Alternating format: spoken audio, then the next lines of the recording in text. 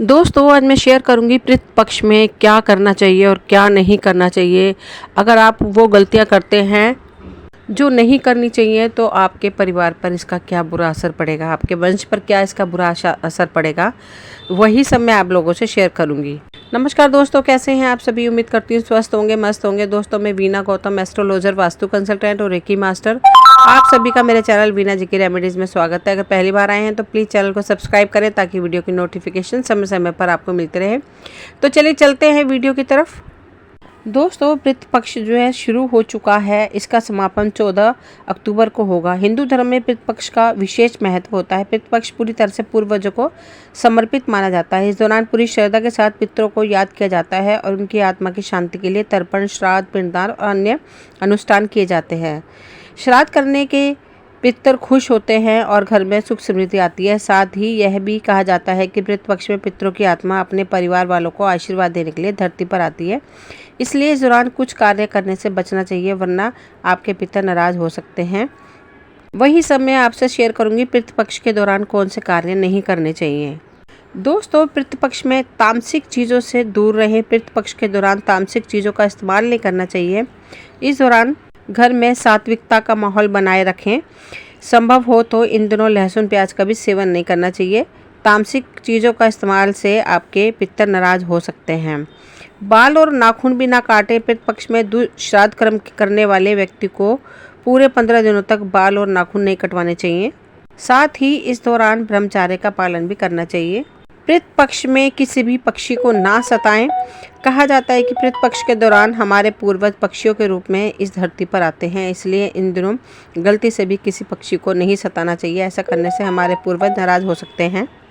पितृ पक्ष में कभी भी मांगलिक कार्यों का आयोजन नहीं करना चाहिए। पितृ पक्ष पूर्वजों के लिए समर्पित होता है, इसलिए इस दौरान किसी भी कार्य का मांगलिक कार्य नहीं करना चाहिए।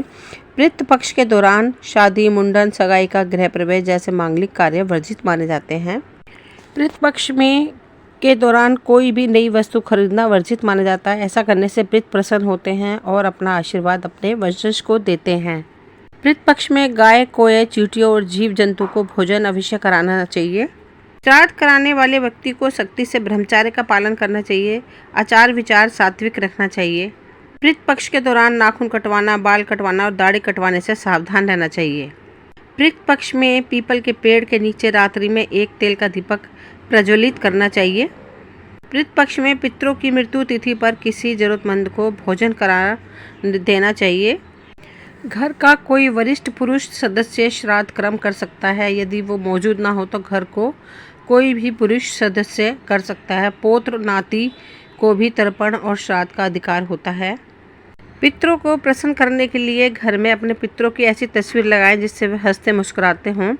ऐसा करने से पितर खुश रहते हैं। पितरों की तस्वीर लगाते समय इस बात का ध्यान रखना चाहिए कि यह तस्वीर घर के दक्षिण पश्चिम दीवार या कोने में लगाएं। पितरों की प्रसन्नता से घर में शांति बनी रहती है और घर की तरक्की होती है। प्रतिदिन प्रातःकाल उठकर पितरों को प्रणाम करना चाहिए। इसके बाद उन्हें फूलों की माला चढ़ानी चाहिए। इससे पितर प्रसन्न होते हैं और परी उनके आशीर्वाद से घर के सारे दोष दूर होते हैं।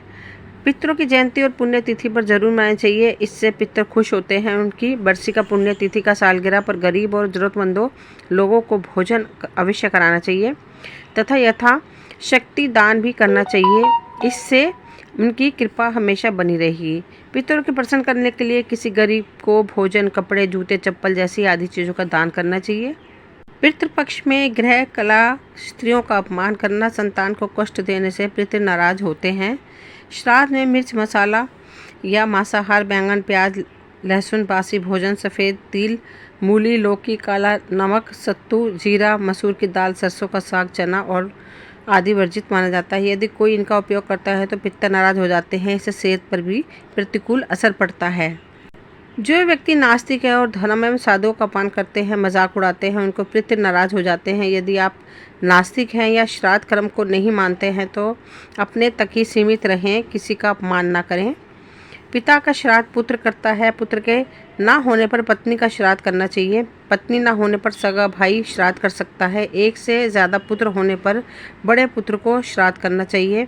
उक्त नियम से श्राद्ध ना करने पर पितृ नाराज हो जाते हैं। कई घरों में बड़ा पुत्र भी छोटा पुत्र भी श्राद्ध करता है। छोटे पुत्र यदि अलग रह रहा है तब भी वह सभी को एक जगह एकत्रित होकर श्राद्ध करना चाहिए। श्राद्ध का सबसे श्रेष्ठ समय दोपहर का कुतुब काल और रोहिणी काल होता है। कुतुब काल में किए गए दान का अक्षय फल मिलता है। प्रातः काल और रात्रि में श्राद्ध करने से पितृ नाराज हो जाते हैं। कभी भी रात में श्राद्ध ना करें क्योंकि रात्रि राक्षसी का समय है। दोनों संध्याओं के समय भी श्राद्ध कर्म नहीं करना चाहिए। श्राद्ध वाले दिनों में मांगलिक काम वर्जित होते हैं। दोस्तों ये वीडियो यहीं तक थी। मुझे उम्मीद है आपको पसंद आई होगी। अगर पसंद आई हो तो प्लीज़ लाइक शेयर सब्सक्राइब करें ताकि वीडियो की नोटिफिकेशन समय समय पर आपको मिलते रहे। मिलते हैं अगली वीडियो में। Thank you.